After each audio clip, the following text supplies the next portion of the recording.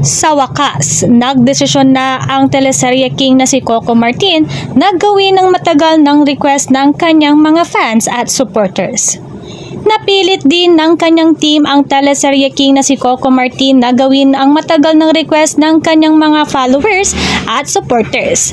Nagdadalawang isip kasi ang kapamilya superstar na sumabak sa isang bagong mundo na hindi niya nakasanayan dahil may agam-agam siya na baka hindi niya makayanan ng pressure at demand. Kung ang pagpasok sa politika at pagtakbo ng 2025 election ang iniisip nyo, naku, nagkakamali kayo dahil mukhang wala pa talaga sa isip niya ang maging politiko. Ang tinutukoy namin ay ang pagkasa ni Coco Martin na pasukin na rin ang pagtitiktok. Yes, napa-oo ang partner ni Julia Montes na gumawa na rin ng content para sa naturang platform. At ito nga ang TikTok. At in fairness, sa loob lamang ng 6 na oras mula ng isapubliko ni Coco Martin ang kanyang official TikTok account ay nakakuha na agad siya ng 68,000 followers.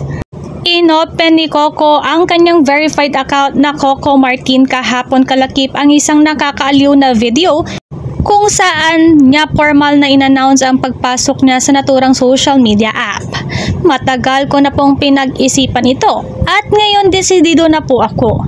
Gagawin ko ito para sa kinabukasan ko, sa kinabukasan ng aking pamilya at sa kinabukasan ng lahat ng mga Pilipino. Ang pasakaling mensahe ni Coco Martin sa lahat ng kanyang taga-subaybay. Pagpapatuloy pa ng premyadong aktor at lead star na hit kapamilya action drama series na FPJ Batang Quiapo, maraming mga taong kumakausap sa akin. Maraming mga taong kumukumbinsi at ngayon desidido na ako. Kayo ang kauna-unahang makakaalam nito. Ako si Coco Martin, nasa TikTok na. Kaya ano pang hinihintay nyo, i-follow nyo na ako. Ang paandar pang sabi ni Coco Martin.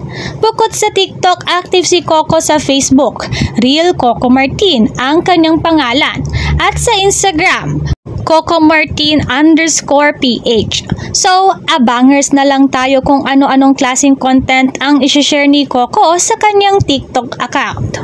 Marami naman ang napareact na netizens sa kanyang inanunsyo, pati na rin ang ibang artista ay napatawa ni Coco Martin.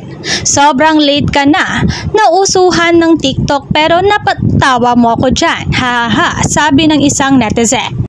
Marami din ang nagpahayag ng kanilang mga excitement at aabangan kung sasayaw ba si Coco Martin sa kanyang TikTok. Ang pogi nito at idol ng karamihang netizen.